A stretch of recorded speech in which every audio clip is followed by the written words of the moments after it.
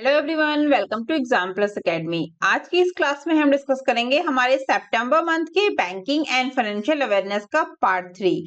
आज हम इसका पार्ट 3 डिस्कस करेंगे। इसका पार्ट 1 और पार्ट 2 ऑलरेडी आ चुका है, जो आप लोग हमारे चैनल पर जाके देख सकते हैं। और कंप्लीट पीडीएफ सितंबर मंथ का बैंकिंग एंड फाइनेंशियल अवेयरनेस का नीचे दिए गए लिंक से आप लोग डाउनलोड कर सकते हैं, जिसमें आपको पार्ट 1, पार्ट 2 एंड पार्ट 3 मिलेगा विद कॉन्टेंट कंप्लीट पीडीएफ में। सितंबर मंथ के banking and financial awareness Hindi और इंग्लिश दोनों ही लैंग्वेज में क्वेश्चन, ऑप्शन एंड कंटेंट रहेगा, बायलिंगुअल रहेगा हमारा, जैसा वीडियो में पढ़ाया गया है एज इट इज आपको पीडीएफ में भी मिलेगा। ठीक है। अगर आपने अभी तक हमारा लास्ट 6 मंथ का, जिसमें बैंकिंग एंड फाइनेंशियल अवेयरनेस जो हमने कवर किया है अप्रैल से सितंबर तक का, अगर ये क्लास नहीं देखा है तो जाके जरूर देखिए। आपके आने वाले सभी बैंक एग्जाम्स के लिए काफी इंपॉर्टेंट है। लास्ट 6 मंथ का banking and financial awareness topic wise ये लिया गया है, अलग अलग टॉपिक के साथ इसमें कवर किया गया है। सभी banking and financial news Hindi और इंग्लिश दोनों ही लैंग्वेज में आपको मिलेगा। तो आपका जो अपकमिंग एग्जाम है बैंक का, उसके लिए काफी हेल्पफुल रहेगा लास्ट 6 मंथ का banking and financial awareness April to सितंबर। टॉपिक वाइज है, जैसे कि जीडीपी प्रेडिक्शंस है, अपॉइंटमेंट्स हैं, बैंकिंग सेक्टर्स न्यूज है, आरबीआई न्यूज है, इंश्योरेंस न्यूज है। तो इस तरह से अलग अलग टॉपिक के साथ हमने कवर किया है लास्ट 6 मंथ का मोस्ट इंपॉर्टेंट वीडियो, जो रहेगा अप्रैल से सितंबर तक का। आप लोग जाके देख सकते हैं और कंप्लीट पीडीएफ भी आप लोग परचेज कर सकते हैं। जिन लोगों ने कंप्लीट पीडीएफ परचेज किया है लास्ट 6 मंथ का अभी तक अप्रैल टू सितंबर, तो वो लोग मुझे व्हाट्सएप कर सकते हैं। उनको पार्ट 2 और पार्ट 3 में फ्री में व्हाट्सएप कर दूंगी। ठीक है, पीडीएफ आप लोगों को। तो आप लोगों ने परचेज किया है, आप लोग मुझे अपना स्क्रीनशॉट व्हाट्सएप कर सकते हैं। और ये सारे ही वीडियो चैनल पे काफी इंपॉर्टेंट है। लास्ट 8 मंथ्स का, जनवरी टू अगस्त RBI circular, last 1 year RBI circular, सितंबर पार्ट 1 और लास्ट 8 मंथ्स का हमारा बैंकिंग एंड फाइनेंशियल अवेयरनेस। जो भी वीडियो आप लोग चाहते हैं देखना, चैनल पे अवेलेबल है, जाके देख सकते हैं। पीडीएफ परचेस करना चाहते हैं तो वो भी आप लोग कर सकते हैं, मुझे व्हाट्सएप करके। व्हाट्सएप नंबर आप लोगों को दिया गया है। ठीक है, तो आप कोई भी पीडीएफ परचेस करना है डायरेक्ट व्हाट्सएप कर सकते हैं। और ये मेरे डिफरेंट सोशल मीडिया प्लेटफॉर्म है, Instagram, Telegram, WhatsApp and Facebook. इन सभी के लिंक ज्यादा से ज्यादा आप लोग शेयर कर सकते हैं और ज्यादा से ज्यादा मुझे सोशल मीडिया पे ज्वाइन कर सकते हैं। तो जरूर ज्वाइन करिए, जिससे आपको एग्जाम्स के पॉइंट ऑफ व्यू से काफी हेल्प मिलेगी। तो चलिए शुरू करते हैं हमारी आज की क्लास। सितंबर मंथ का हमारा बैंकिंग एंड फाइनेंशियल अवेयरनेस का पार्ट 3। पार्ट 1 और पार्ट 2 ऑलरेडी आ चुका है। फर्स्ट क्वेश्चन है हमारा पार्ट 3 का। According to S&P, it maintains India's financial year 25 growth predictions at 6.8% and expects a rate drop in October 2024. What percentage of growth has the agency anticipated for the fiscal year 2025-26? पूछा गया है कि एस&पी के अनुसार इसने भारत के वित्त वर्ष 2025 के विकास पूर्वानुमान को 6.8% पर बनाए रखा और अक्टूबर 2024 में दर में गिरावट की उम्मीद है। एजेंसी ने वित्त वर्ष 2025-26 के लिए कितने प्रतिशत की वृद्धि का अनुमान लगाया है, ये क्वेश्चन में पूछा गया है। तो वो लगाया है 6.9%। ठीक है, एस&पी की बात हो रही है। ये पूछा गया है कि एस&पी जो रेटिंग एजेंसी है, इसने वित्त वर्ष 2025-26 यानी फाइनेंशियल ईयर 25-26 के लिए कितने प्रतिशत की वृद्धि का अनुमान लगाया है। What percentage of growth has the agency anticipated for the fiscal year 25-26? तो वो लगाया है 6.9%। ठीक है, अब कुछ अदर रेटिंग एजेंसीज की मैं आपको जीडीपी ग्रोथ फोरकास्ट दे देती हूँ, जो आपका अपकमिंग एग्जाम है उसके लिए काफी हेल्पफुल रहेगा। तो मूडीज एनालिटिक्स 2024 कितना है, 7.1%। Moody's analytics 2025 6.5%।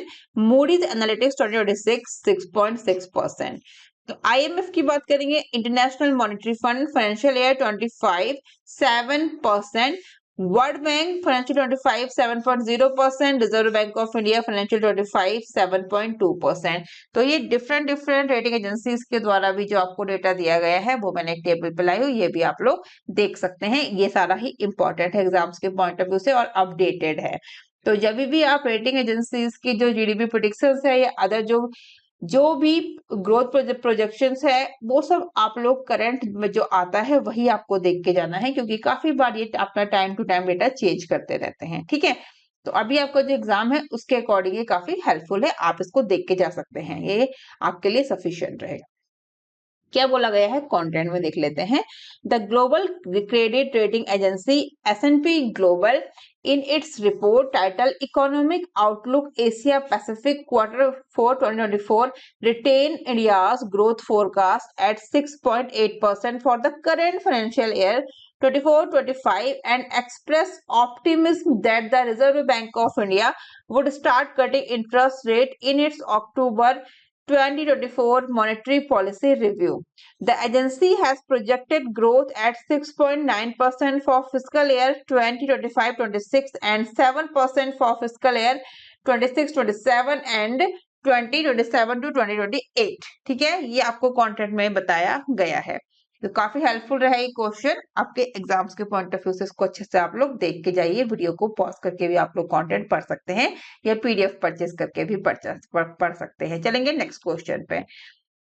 What is India's growth forecast for financial year 24-25 as retained by the, यहाँ पे किसके द्वारा है, ADB, Asian Development Bank, attributed to improved agricultural output and increased government spending। तो ADB के द्वारा वित्त वर्ष 2024-25 के लिए भारत का विकास पूर्वानुमान क्या है, जिसे बेहतर कृषि उत्पादन और बढ़ते सरकारी खर्चे के लिए जिम्मेदार ठहराया गया है। तो वो है 7%। ठीक है, क्या बोला गया है इसमें, ADB retain India's growth forecast for financial year 2025-24 at 7%, attributing this to improved agricultural output and increased government spending। तो ADB ने वित्त वर्ष 2024-25 के लिए भारत के विकास पूर्वानुमान को 7% पर बरकरार रखा है। इसका श्रेय कृषि उत्पादन में सुधार और सरकारी खर्च में वृद्धि को दिया गया है। ठीक है, तो जो ADB ने फाइनेंशियल ईयर 2024-25 के लिए भारत के विकास पूर्वानुमान को, जो इंडिया ग्रोथ फोरकास्ट को 7% पर बरकरार रखा है, और इसका जो क्रेडिट है वो किसको दिया है, श्रेय जो है वो कृषि उत्पादन, agriculture output and increase government spending. Next question, which bank announced Project Parivartan, a major transformation program for the firms exiting digital banking facilities? तो किस बैंक ने प्रोजेक्ट परिवर्तन की घोषणा की, जो फर्म की मौजूदा डिजिटल बैंकिंग सुविधाओं के लिए एक प्रमुख परिवर्तन कार्यक्रम है? राइट आंसर क्या हो जाएगा, UCO bank. UCO bank is the right answer of this question. Ashwini Kumar MD and CEO UCO bank launched a project परिवर्तन, a major transformation initiative in the existing digital banking facility offered by the bank। तो UCO bank के जो MD and CEO है उनका नाम है अश्विनी कुमार। उन्होंने bank के द्वारा दी जाने वाली मौजूदा डिजिटल बैंकिंग सुविधाओं में एक बड़े परिवर्तन पहल, जिसका नाम है, उस पहल का नाम है प्रोजेक्ट परिवर्तन, इसका शुभारंभ किया है। ये भी याद रख लेना कि MD CEO कौन है यूको बैंक के, उनका नाम है अश्विनी कुमार। और यूको बैंक की बात करेंगे, फाउंडेड इन 6 जनवरी 1943, हेडक्वार्टर है कोलकाता बंगाल। ठीक है, वेस्ट बंगाल में हेडक्वार्टर है कोलकाता में, ये भी याद रखना, कंफ्यूज मत होना, मुंबई महाराष्ट्र नहीं करना है हर बैंक की तरह, क्योंकि मोस्टली बैंक के होते हैं मुंबई में हेडक्वार्टर, लेकिन आप यूको बैंक का भी चल के देखिए तो कुछ डिफरेंट, जैसे कि अभी मुझे ये जो याद आ रहा है यूको बैंक का कोलकाता वेस्ट बंगाल में है। और बहुत सारे लोग कंफ्यूज होते हैं, जो किसका करते हैं, IRDAI का, वो लोग कर देते हैं मुंबई, वो मुंबई नहीं है, वो हैदराबाद है। ठीक है, इस तरह से क्लियर करते चलना। और PNB का हेडक्वार्टर भी कुछ लोग मुंबई में कंफ्यूज हैं, तो वो दिल्ली है। इस तरह से कंफ्यूज नहीं होना है, क्लियर करते हुए चलना। छोटे जो बहुत सारे मुंबई है मोस्टली, लेकिन जो नहीं है उनको आप याद करोगे तो बाकी आपको याद हो जाएगा इजीली। ठीक है, चलेंगे हम हमारे नेक्स्ट क्वेश्चन में। क्या बोला गया है, द FATF फुल फॉर्म याद कर लेना, financial action task force has issued a mutual evaluation report on India praising the country strong progress in combating illicit funding. India achieved a high degree of technical complying are substantially complying with 37 of how many FATF recommendations। पूछा गया है कि FATF ने भारत पर एक पारस्परिक मूल्यांकन report जारी की है, जिसमें अवैध वित्त पोषण से निपटने में देश की मजबूत प्रगति की प्रशंसा की गई है। भारत ने तकनीकी अनुपालन का उच्च स्तर हासिल किया और FATF की कितनी सिफारिशों में से 37 का अनुपालन किया है या काफी हद तक अनुपालन किया है, ये क्वेश्चन में पूछा गया है। राइट आंसर क्या हो जाएगा? राइट आंसर इसका हो जाएगा 40। ठीक है, तो FATF की 40 सिफारिशों में से 40 में से 37 का अनुपालन किया गया है। India achieved a high degree of technical compliance, complying or substantially complying with 37 of 40 FATF recommendations। ठीक है, याद कर लेना amount. FATF released its mutual evaluation report on India highlighting the country's significant progress in tackling illicit finance। बोला गया है कि FATF ने भारत पर अपनी, FATF का एक बार फुल फॉर्म देख लेते हैं फिर से, फाइनेंशियल एक्शन टास्क फोर्स, जिनको नहीं पता वो याद कर सकते हैं। ठीक है, FATF ने भारत पर अपनी पारस्परिक मूल्यांकन रिपोर्ट जारी की जिसमें अवैध वित्त से निपटने में देश की महत्वपूर्ण प्रगति पर प्रकाश डाला गया है। ठीक है, compliance with FATF recommendation, India achieved a high level of technical compliance, being compliant of largely compliant with 37 out of 40 FATF recommendation। तो FATF अनुशंसाओं का अनुपालन, भारत ने तकनीकी अनुपालन का उच्च स्तर हासिल किया जो FATF की 40 में से 37 अनुशंसाओं का अनुपालन करता है या काफी हद तक अनुपालन करता है, ये इसमें बोला गया है। आपको अमाउंट पूछा गया है कितने में से कितना, तो 40 में से 37 रिकमेंडेशंस बाय द FATF। ठीक है, नेक्स्ट क्वेश्चन।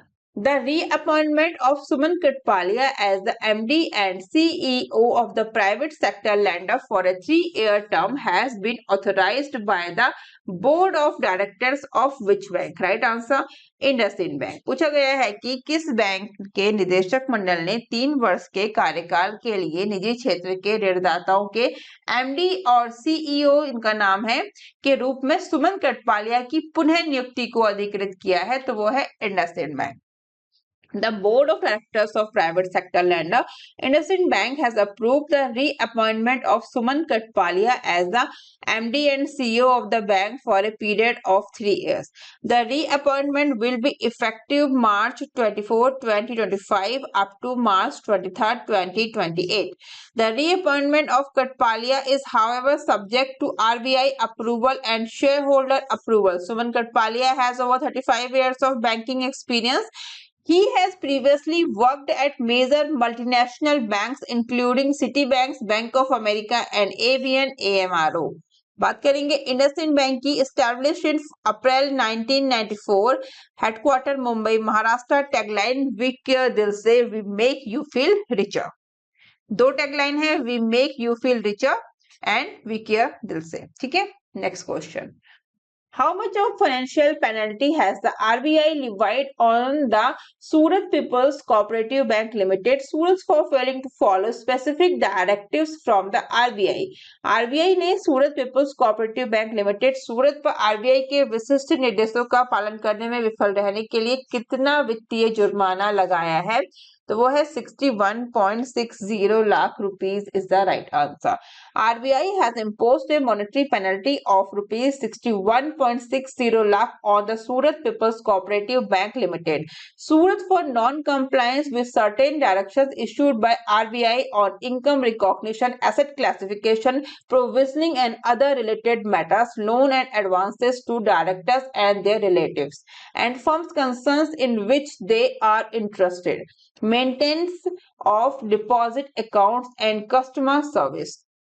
क्या बोला गया है इसमें कि RBI ने सूरत पीपल्स कोऑपरेटिव बैंक लिमिटेड सूरत पर आय मान्यता, परिसंपत्ति वर्गीकरण प्रावधान और अन्य संबंधित मामले निदेशकों और उनके रिश्तेदारों, फर्मों, संस्थाओं को ऋण और अग्रिम जिनमें वे रुचि रखते हैं, जमा खाताओं का रखरखाव और ग्राहक सेवा पर RBI द्वारा जारी कुछ निर्देशों का पालन न करने के लिए 61.60 लाख रुपए का मौद्रिक जुर्माना लगाया है। अमाउंट याद रखना है कितना, 61.60 लाख। किस पे लगाया है ये पूछे जाएगा, तो वो है सूरत पीपल्स कोऑपरेटिव बैंक लिमिटेड। ठीक है, क्यों लगाया गया है, तो आरबीआई के विशिष्ट निर्देशों का पालन करने में विफल रहने के कारण the Surat peoples cooperative bank limited Surat is failing to follow specific directives from the RBI. Reason, amount at किस पे लगाया गया है, वो ऑर्गेनाइजेशन या बैंक, तो वो है क्या है उसका नाम, Surat peoples cooperative bank limited. ठीक है, next question, which states Rajpura Sahakari bank limited and Malad Sahakari Bank Limited had their amalgamation plan approved by the RBI। तो किस राज्य के राजापुर सहकारी बैंक लिमिटेड और मलाड सहकारी बैंक लिमिटेड की विलय योजना को भारतीय रिजर्व बैंक ने मंजूरी दे दी है? Maharashtra is the right answer, option C Maharashtra. The Reserve Bank of India has sanctioned the scheme of amalgamation of the Rajapur Sahakari Bank Limited, Mumbai, Maharashtra with the Malad Sahakari Bank Limited, Mumbai, Maharashtra। तो RBI ने राजापुर सहकारी bank limited Mumbai Maharashtra को मलाड सहकारी bank limited Mumbai Maharashtra के साथ विलय की योजना को मंजूरी दे दी है। ठीक है, The sanction has been made under subsection of section 44A read with section 56 of the Banking Regulation Act 1949। तो ये मंजूरी बैंकिंग विनियमन अधिनियम 1949 की धारा 56 के साथ धारा 44A की उपधारा के तहत दी गई है। ठीक है, next question, the centre for development of advance computing यानी कि सीडेक, सीडेक का नाम सुना होगा, फुल फॉर्म क्या हो जाएगा, centre for development of advance computing is the full form of CDAC, which is a part of the ministry of electronics and information technology, created new software for the Employee Provident Fund organization to reduce claim denials and improve settlement efficiency. How many % faster are claim settlements now thanks to the new software? तो पूछा गया है question में कि electronics और सूचना प्रौद्योगिकी मंत्रालय के अंतर्गत आने वाले सीडेक ने ईपीएफओ के लिए, ईपीएफओ यानी कि एम्प्लॉय प्रोविडेंट फंड ऑर्गेनाइजेशन, कर्मचारी भविष्य निधि संगठन के लिए नया सॉफ्टवेयर बनाया है ताकि दावों के खारिज होने की दर को कम किया जा सके और निपटान दक्षता में सुधार किया जा सके। नए सॉफ्टवेयर की बदौलत अब दावों का निपटान कितने प्रतिशत तेजी से हो रहा है, ये क्वेश्चन में पूछा गया है। Right answer 30%। ठीक है, क्या बोला गया है कंटेंट में, The CDEC under the Ministry of Electronics and Information Technology developed new software for EPFO, reducing claim rejections and improving settlement efficiency. The new software has made claim settlement 30% faster। बोला क्या गया है कि electronics और सूचना प्रौद्योगिकी मंत्रालय के तहत उन्नत कंप्यूटिंग विकास केंद्र यानी कि सीडेक ने ईपीएफओ के लिए नया सॉफ्टवेयर डेवलप किया है जिससे दावों की अस्वीकृति में कमी आएगी और निपटान दक्षता में सुधार होगा। नए सॉफ्टवेयर ने दावों के निपटान को 30% तेज कर दिया है। Next question, Which company entered a co-origination partnership with UGRO Capital to provide affordable loans to MSMEs, and with whom did UGRO Capital previously form a co-lending partnership to support MSMEs?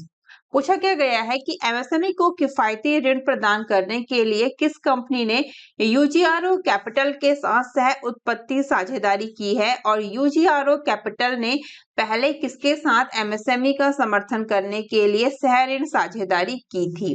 Right answer हो जाएगा Mahindra finance and SIDBI, option A is the right answer of this question. बोला गया है कि Mahindra finance has entered into a co-origination partnership with UGRO capital to provide affordable loans to MSME. MSME का full form तो पता ही होगा, नहीं पता तो सुन लीजिए, micro small and medium enterprises is the full form of MSME. तो महिंद्रा फाइनेंस ने एमएसएमई को किफायती लोन प्रदान करने के लिए यूजीआरओ कैपिटल के साथ सह उद्गम साझेदारी की है। UGRO capital has also previously formed a co-lending partnership with the small industries development bank of India SIDBI to support MSME. तो यूजीआरओ कैपिटल ने पहले एमएसएमई को समर्थन देने के लिए सिडबी के साथ सह उधार साझेदारी भी की है। Next question. Which life insurance company entered into a bespoke agreement with Metropolis Healthcare and Call Health and Integrated Healthcare Platform? तो किस जीवन बीमा कंपनी ने मेट्रोपोलिस हेल्थकेयर और कॉल हेल्थ के साथ एक समझौता किया है? राइट आंसर हो जाएगा HDFC life insurance is the right answer of this question. HDFC Life, one of India's leading life insurer, has entered into a bespoke agreement with Metropolis Healthcare Limited, a leading India's diagnostic company, and Call Health and integrated healthcare platform, respectively. तो भारत की अग्रणी जीवन बीमा company में से एक HDFC life ने क्रमशः अग्रणी भारतीय diagnostic company metropolis healthcare limited और एकीकृत health care platform call health के साथ एक विशेष समझौता किया है. बात करेंगे HDFC लाइफ की. Founded in 2000, headquarter Mumbai Maharashtra, MD CEO विभाग पाडलाकर और and non executive director and chairman है M.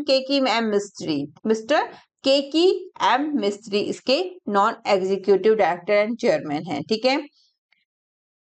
बात करें अगर हम HDFC लाइफ की, तो it is a joint venture between the HDFC का full form housing development finance corporation limited, one of India's leading housing finance institution, and Abran, a global investment company. Next question. What is the name of the industry first biometric authentication solution for card payment introduced by PayU? PayU के द्वारा card भुगतान के लिए पेश किए गए उद्योग प्रथम बायोमेट्रिक प्रमाणीकरण समाधान का नाम क्या है? तो वो है फ्लैश पे. क्या नाम है? फ्लैश पे. PayU, one of India's leading digital financial services provider, has introduced an industry-first biometric authentication solution for card payment, FlashPay. The solution aims to simplify the payment experience, improve transaction success rates, and significantly enhance security for users. तो भारत के अग्रणी digital वित्तीय सेवा प्रदाताओं में से एक PayU ने कार्ड भुगतान के लिए उद्योग में पहला बायोमेट्रिक प्रमाणीकरण समाधान फ्लैशपे पेश किया है. समाधान का उद्देश्य भुगतान अनुभव को सरल बनाना, लेनदेन की सफलता दर में सुधार करना और यूजर्स के लिए एक सुरक्षा को महत्वपूर्ण रूप से बढ़ाना है. Next question. What is the name of the business credit card launched by Axis Bank and MasterCard, designed exclusively for sole proprietors and small business owners? तो Axis Bank और MasterCard के द्वारा लॉन्च किए गए बिजनेस क्रेडिट कार्ड का नाम क्या है, जो विशेष रूप से एकल मालिकों और छोटे व्यवसाय मालिकों के लिए डिजाइन किया गया है? राइट आंसर हो जाएगा my biz is the right answer, option B. बोला गया है कि Axis bank and Mastercard, a global technology company in the payment industry, announced their collaboration to launch MyBiz, a business credit card designed exclusively for sole proprietors and small business owners. तो axis bank और भुगतान उद्योग की वैश्विक प्रौद्योगिकी company Mastercard ने MyBiz को launch करने के लिए अपने सहयोग की घोषणा की है. MyBiz एक बिजनेस क्रेडिट कार्ड है जिसे विशेष रूप से एकल स्वामित्व वाले और छोटे व्यवसाय मालिकों के लिए डिजाइन किया गया है. ठीक है. बात करेंगे एक्सिस बैंक की. Headquarter Mumbai Maharashtra, CEO Amitabh Chaudhry. Axis bank limited, previously known as UTI bank, is an Indian multinational banking and financial services company. Next question.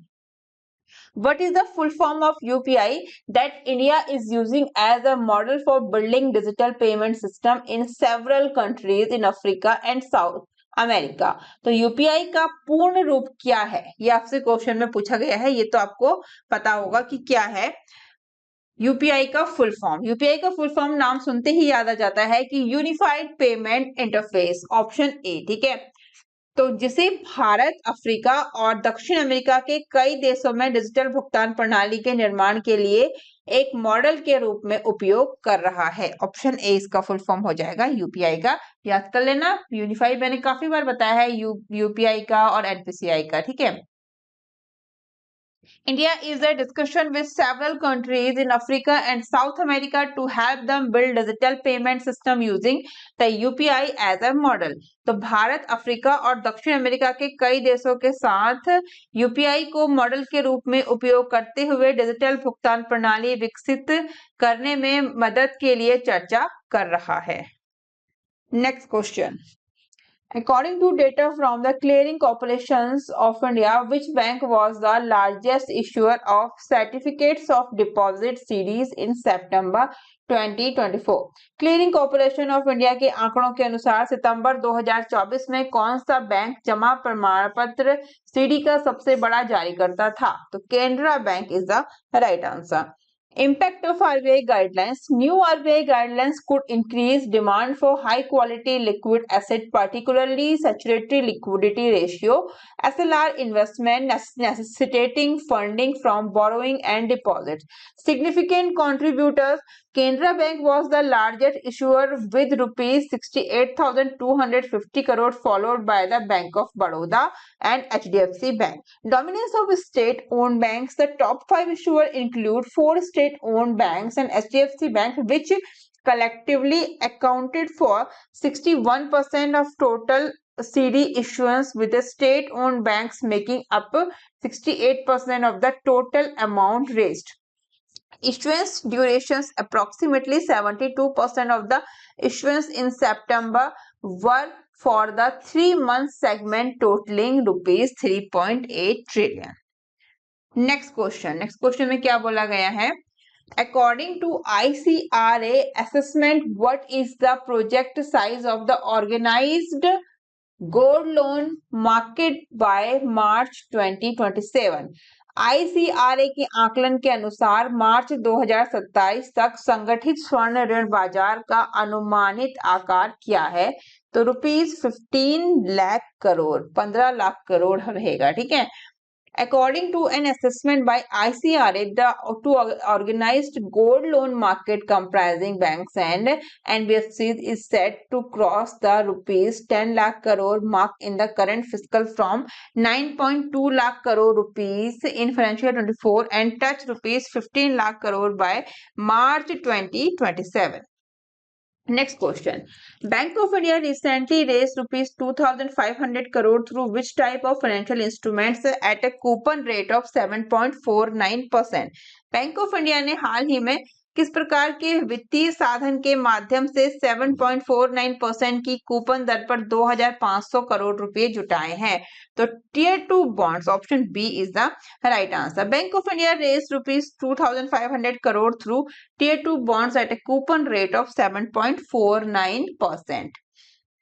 Next, according to SEBI's new guidelines, what payment method must retail investor use when applying for public issues of debt securities through stockbrokers for amount up to rupees 5 lakh? तो सेबी के नए दिशा निर्देशों के अनुसार 5 लाख रुपए तक की राशि के लिए स्टॉक ब्रोकरों के माध्यम से ऋण प्रतिभूतियों के सार्वजनिक निर्गम के लिए आवेदन करते समय खुदरा निवेशकों को किस भुगतान पद्धति का उपयोग करना चाहिए? तो करना चाहिए यूपीआई का। ठीक है। SEBI has introduced new guidelines to streamline the application process for public issues of debt securities. Retail investor applying for public issues of debt securities through stockbrokers for amount up to rupees 5 lakh should only use UPI to block funds. बोला गया है कि सेबी ने ऋण प्रतिभूतियों को सार्वजनिक निगमों के निर्गमों के लिए आवेदन प्रक्रिया को सरल बनाने के लिए नए दिशा निर्देश जारी किए हैं। शेयर दलालों के माध्यम से 5 लाख रुपए तक की राशि के लिए ऋण प्रतिभूतियों के सार्वजनिक निर्गमों के लिए आवेदन करने वाले खुदरा निवेशकों को फंड ब्लॉक करने के लिए यूपीआई का उपयोग करना चाहिए। Next question, The RBI lifted limitations on IIFL Finance gold loan activities. When were the limit imposed? तो RBI ने IIFL Finance की स्वर्ण ऋण गतिविधियों पर सीमाएं हटा दी। सीमाएं कब लगाई गई, ये क्वेश्चन में पूछा गया है। तो 4 मार्च 2024 को लगाई गई थी। RBI has removed restrictions on IIFL Finance gold loan operations. Timeline of restrictions. The restrictions were imposed on 4th of March 2024, prohibiting IIFL Finance from sanctioning, disbursing or selling any gold loans during this period. तो RBI ने IIFL finance के gold loan परिचालन पर लगे प्रतिबंध हटा दिए हैं। प्रतिबंधों की समय सीमा 4 मार्च 2024 को प्रतिबंध लगाए गए थे, जिसके तहत IIFL फाइनेंस को इस अवधि के दौरान कोई भी गोल्ड लोन स्वीकृत करने, वितरित करने या बेचने से रोक दिया गया था। Impact on operations. The lifting of these restrictions is anticipated to enhance IIFL finance operations in the gold loan sector. Importance of gold loans. Gold loans represent a significant segment of IIFL finance financial services portfolio, and resuming these operations is crucial for its growth. Next question. Recently, the OLX has established a complete used vehicle finance options in partnership with which bank? हाल ही में OLX ने किस bank के साथ साझेदारी में एक पूर्ण प्रयुक्त वाहन वित्त विकल्प स्थापित किया है? तो वो है IDFC first bank. OLX has launched a comprehensive used vehicle financing solutions in collaboration with IDFC First Bank. This new service simplifies the purchasing process for pre-owned car and bikes by offering quick and easy financing directly through the OLX platform, eliminating the need for multiple site visits. The collaboration aims to provide OLX customer with accessible vehicle financing directly on the platform. OLX ने IDFC first के साथ मिलकर एक व्यापक प्रयुक्त वाहन वित्त पोषण समाधान शुरू किया है। यह नई सेवा OLX प्लेटफॉर्म के माध्यम से सीधे, त्वरित और आसान वित्त पोषण प्रदान करके प्री ओन्ड कारों और बाइकों की खरीद प्रक्रिया को सरल बनाती है, जिससे कई बार साइट पर जाने की आवश्यकता समाप्त हो जाती है। इस सहयोग का उद्देश्य OLX ग्राहकों को सीधे प्लेटफॉर्म पर सुलभ वाहन वित्त पोषण प्रदान करना है। Next question. As per the report, the Piramal finance collaborates with digital India's common service centre CSC to improve credit access for low income customer in Bharat.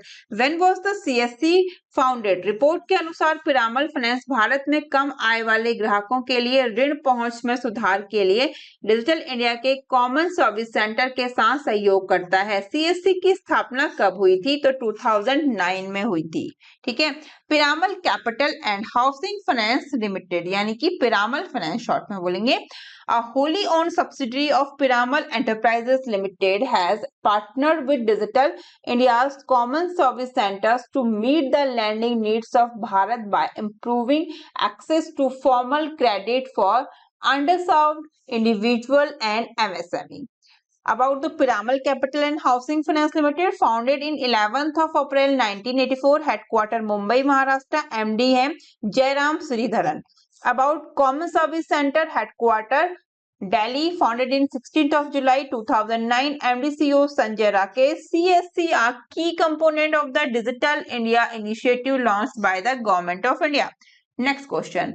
ICRA predicts the bank borrowing via bonds would reach 1.2 to 1.3 trillion in financial year 25 due to tight liquidity and rising credit demand. Infrastructure bonds have been issued for 10 to 15 years, which exceeds the minimum regulatory requirement of how many years?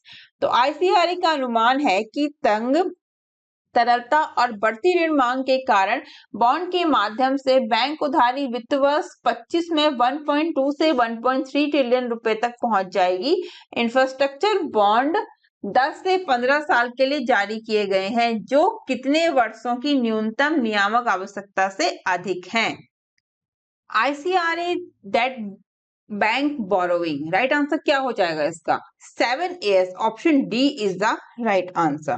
According to rating agency ICRA, banks borrowing through bonds are expected to reach rupees 1.2 to 1.3 trillion in the financial year 2025 amid tight liquidity conditions and credit outpacking deposit growth. तो rating agency ICRA के अनुसार इस वित्तीय वर्ष 2025 में बैंकों द्वारा bond के माध्यम से उधारी 1.2 से 1.3 ट्रिलियन रुपए तक पहुंचने की उम्मीद है, क्योंकि नकदी की स्थिति खराब है और जमा वृद्धि की गति ऋण पर निर्भर है। Infrastructure bonds have been issued with tenures of 10 to 15 years, exceeding the minimum regulatory requirement of 7 years.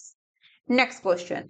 Which bank proposed investing rupees 24.33 crore in Supreme Infrastructure India Limited preferential share issue? Right answer क्या हो जाएगा? State bank of India. तो state bank of India ने supreme infrastructure India limited के तरजीही share issue में 24.33 करोड़ रुपए का निवेश प्रस्तावित किया है।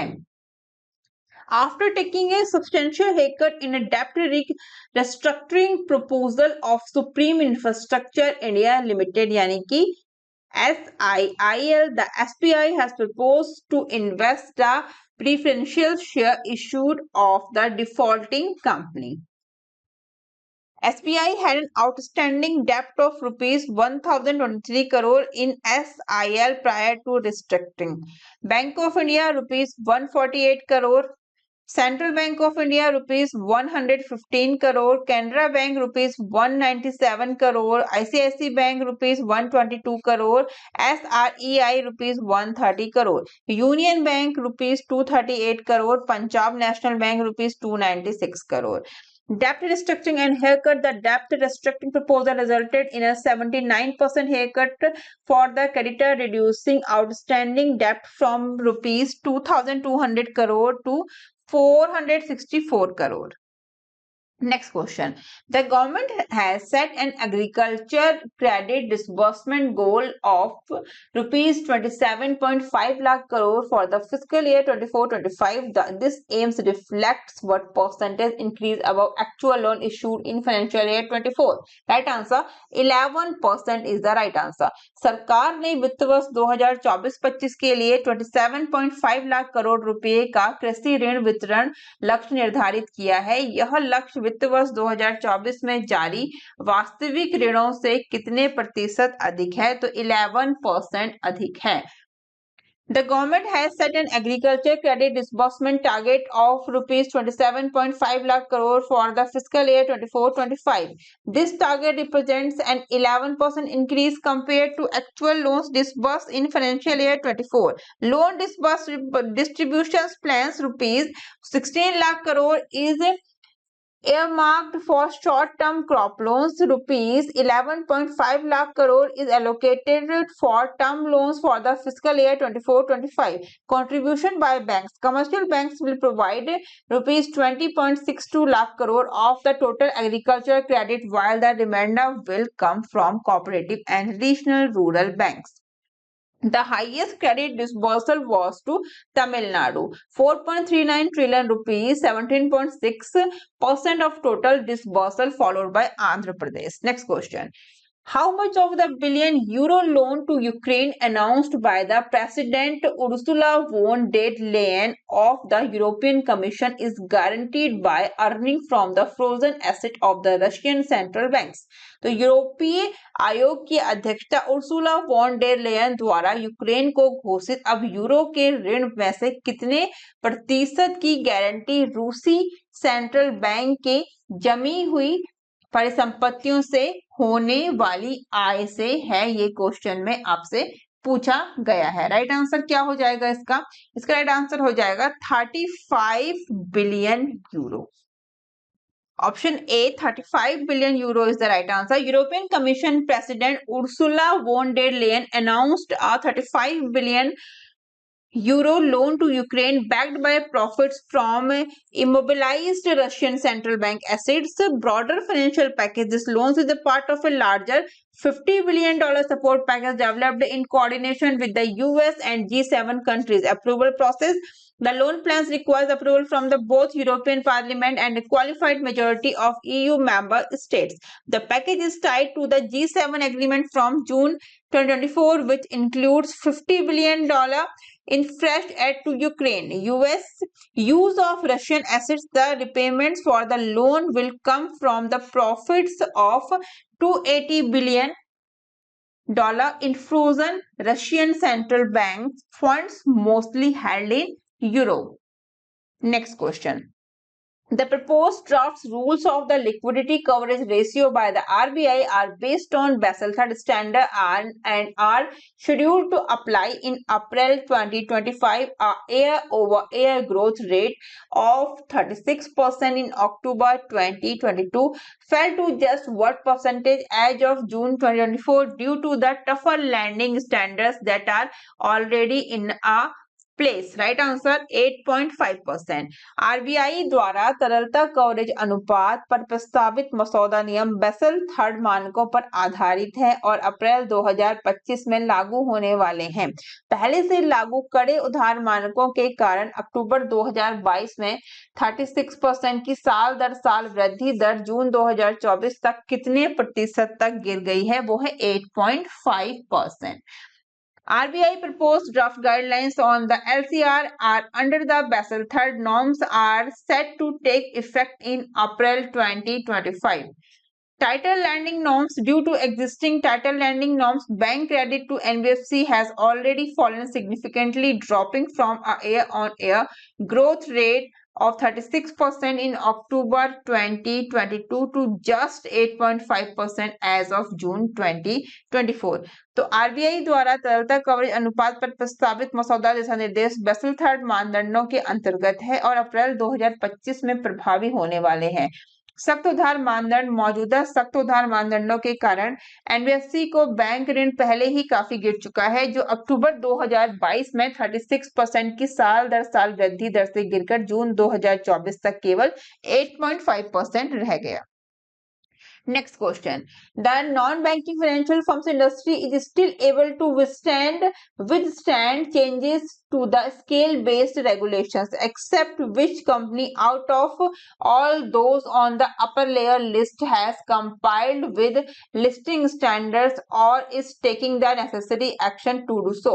तो गैर बैंकिंग वित्तीय फर्म उद्योग अभी भी स्केल आधारित विनियमों में बदलावों का सामना करने में सक्षम है, सिवाय इसके कि ऊपरी परत सूची में शामिल सभी कंपनियों में से कौन सी कंपनी लिस्टिंग मानकों का अनुपालन कर पाई या ऐसा करने के लिए आवश्यक कार्यवाही कर रही है। राइट आंसर इसका हो जाएगा option C, Tata sons. The non banking financial companies sector continues to demonstrate resilience within the scale-based regulation framework.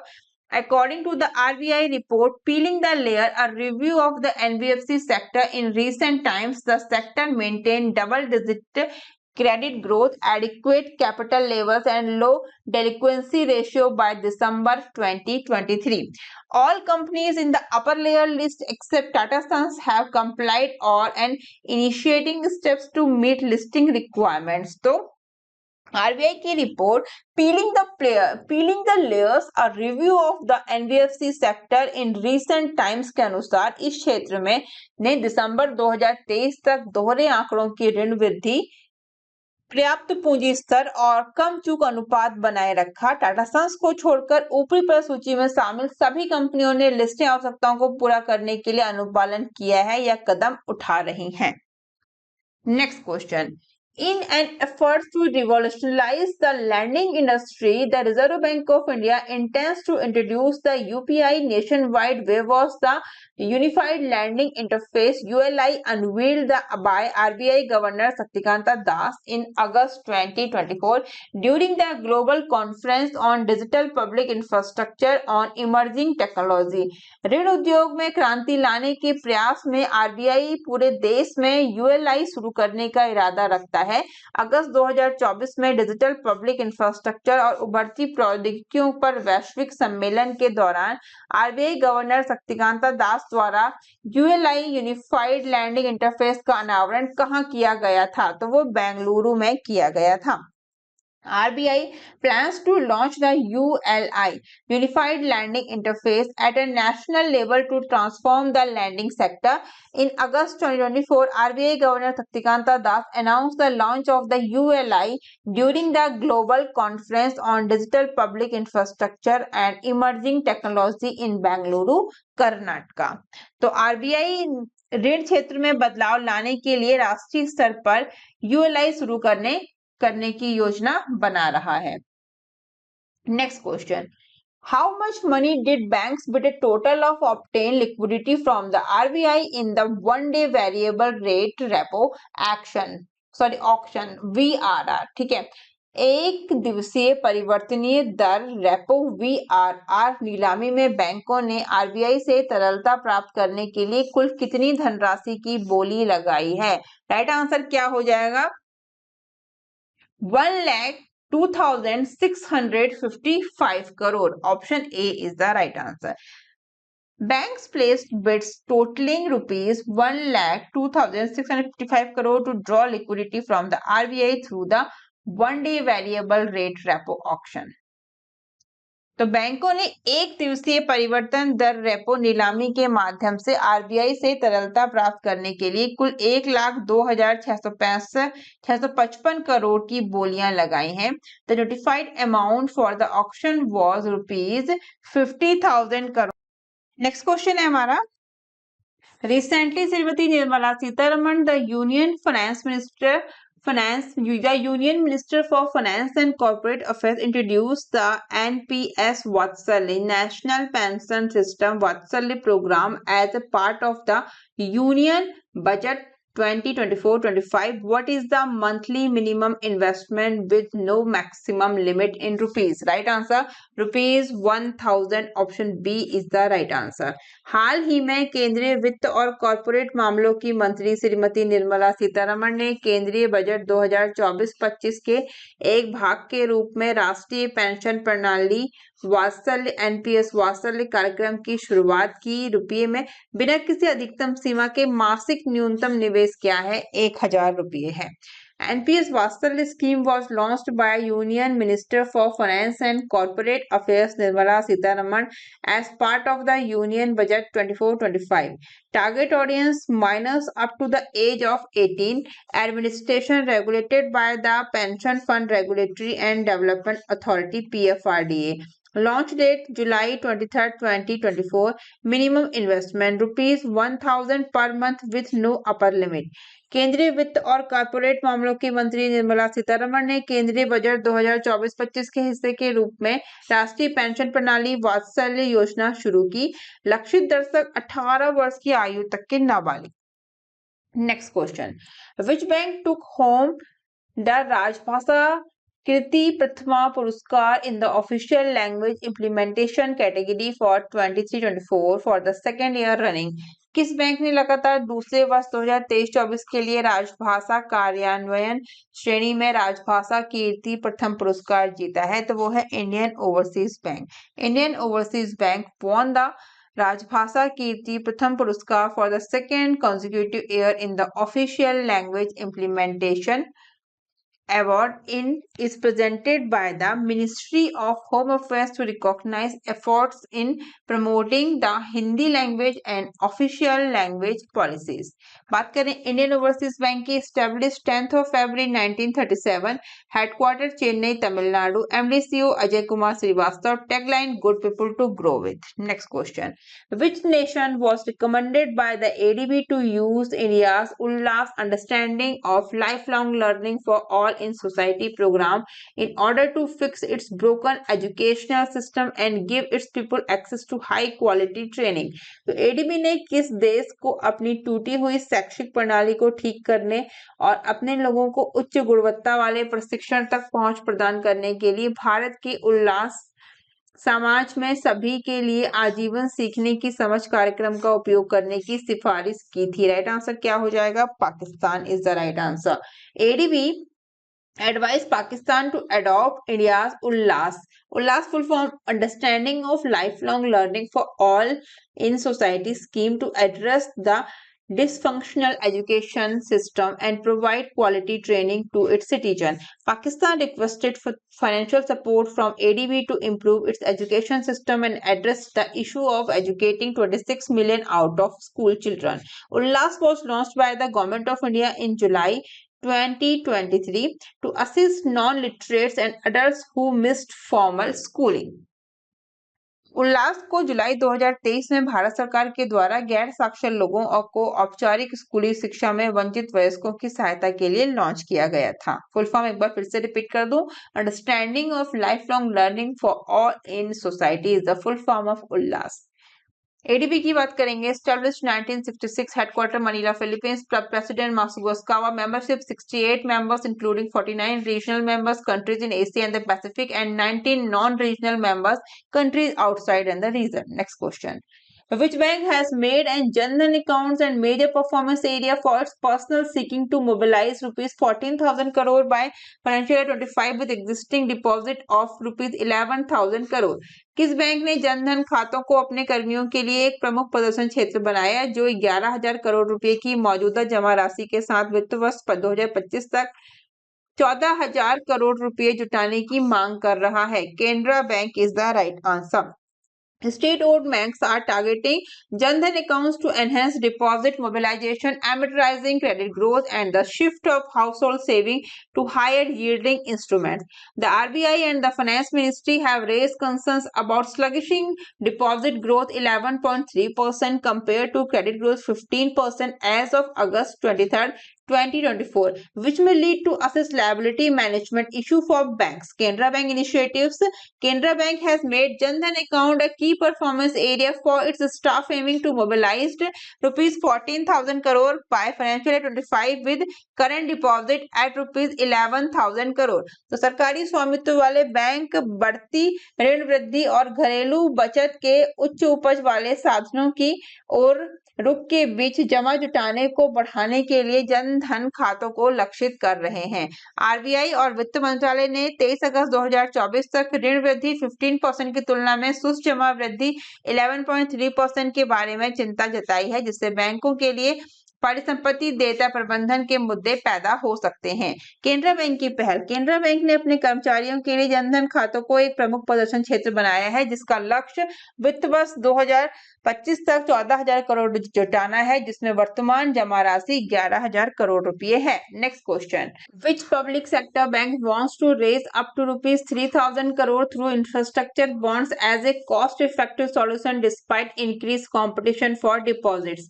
तो कौन सा सार्वजनिक क्षेत्र का बैंक जमा के लिए बढ़ती प्रतिस्पर्धा के बावजूद लगातार प्रभावी समाधान के रूप में बुनियादी ढांचे बॉन्ड के माध्यम से 3,000 करोड़ रुपए तक जुटाना चाहता है? वो है पंजाब एंड सिंध बैंक। ठीक है, राइट आंसर हो जाएगा Punjab and Sind bank. Public sector lender Punjab and Sind bank plans to raise up to rupees 3,000 crore through infrastructure bonds as a cost-effective options amid increasing competition for deposits. Sector trend: public sector banks including Punjab and Sindh Bank are actively raising funds through infrastructure bonds in financial year 25. Other banks, SBI raised rupees 2,000 crore in 2 tranches through 15 years infra bonds. तो सार्वजनिक क्षेत्र के ऋणदाता पंजाब और Sindh bank ने जमा के लिए बढ़ती प्रतिस्पर्धा के बीच लागत प्रभावी विकल्प के रूप में से बुनियादी ढांचे के बॉन्ड के माध्यम से 3,000 करोड़ रुपए तक जुटाने की योजना बनाई है। क्षेत्र का रुझान: पंजाब और सिंध बैंक सहित सार्वजनिक क्षेत्र के बैंक वित्त वर्ष 25 में बुनियादी ढांचे के बॉन्ड के माध्यम से सक्रिय रूप से धन जुटा रहे हैं। अन्य बैंक, एसबीआई ने 15 साल के इंफ्रा बॉन्ड के माध्यम से 2 किस्तों में 20,000 करोड़ रुपए जुटाए हैं। Next question, recently India's financial industry is dominated by huge government owned and private sector banks such as SBI, HDFC Bank and which bank? तो हाल ही में भारत के वित्तीय उद्योग में एसबीआई, एचडीएफसी बैंक और किस बैंक जैसे विशाल सरकारी स्वामित्व वाले और निजी क्षेत्र के बैंकों का प्रभुत्व है? राइट आंसर क्या हो जाएगा? ICICI bank. India's financial sector is primarily controlled by large government-owned and private sector banks like SBI, HDFC Bank and ICICI Bank. These institutions dominate across areas like lending, insurance and asset management. Bajaj Group's rise. Bajaj Group has emerged as the third largest financial group in India by market capitalization, MCAP surpassing the SBI Group. The high profitability of Bajaj Group's financial arms, Finserv, Bajaj Finance, Bajaj Housing Finance has fueled its rise. Bajaj Housing Finance IPO, Bajaj Housing Finance listed more than double its market capitalization on its IPO day. Same content आपको मिल जाएगा हिंदी में, सारे points के साथ आप लोग देख सकते हैं। बात करेंगे top 5 financial groups by M cap, क्या क्या है।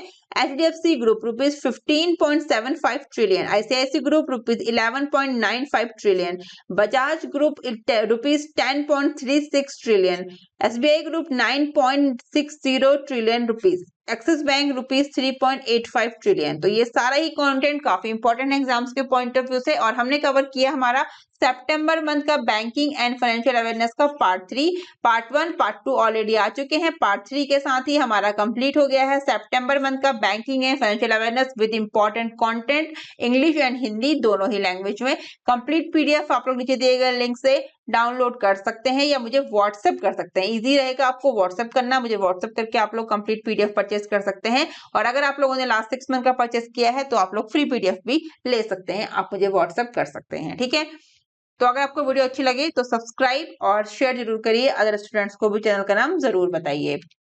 और आप लोग different social media platform Instagram, Telegram, WhatsApp और फेसबुक पर ज्यादा से ज्यादा ज्वाइन कर सकते हैं, जो आप लोगों के लिए हेल्पफुल रहेगा। तो कंप्लीट हो गया हमारा सितंबर मंथ का एग्जाम्स के पॉइंट ऑफ व्यू से, काफी अच्छा रहेगा। आप लोग अच्छे से पढ़ के जाएं, विद कंटेंट पढ़ के जाएं, लाइन बाय लाइन पढ़ के जाएं, एग्जाम में आप लोग अच्छा परफॉर्म कर पाएंगे। All the best for the exam. मिलते हैं हमारे नेक्स्ट वीडियो में, तब तक के लिए bye bye, take care, thank you, thanks for watching.